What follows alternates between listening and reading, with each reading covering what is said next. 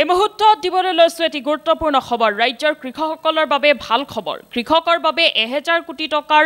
ঋণ নিশ্চয়তা আঁচনি মুকলি কৰিছে কেন্দ্ৰই দেশৰ কৃষকসকলৰ বাবে আশাৰ ৰেঙনি কঢ়িয়াই আনিছে কেন্দ্ৰীয় চৰকাৰে কৃষকসকলৰ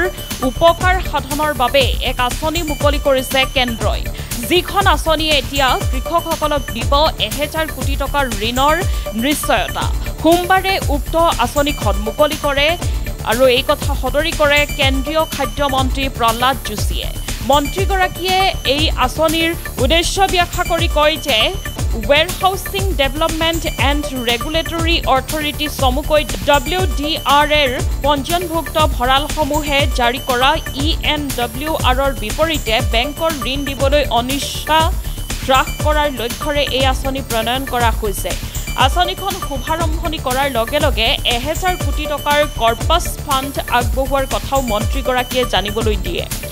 বেংকসমূহে যাতে কৃষকসকলক উদাৰ দৃষ্টিভংগীৰে ঋণ দিবলৈ প্ৰস্তুত হয় তাৰ বাবে এই আঁচনিখন মুকলি কৰা হৈছে অনুষ্ঠানত খাদ্য সচিব সঞ্জীৱ সুপ্ৰায়ে মন্তব্য কৰে তেওঁ কয় যে এই আঁচনিৰ দ্বাৰা অহা 10 বছৰত শস্য চপোৱাৰ পিছৰ ঋণ 5.5 লাখ কোটি টকালৈ বৃদ্ধি পাব বুলি আশা ব্যক্ত কৰে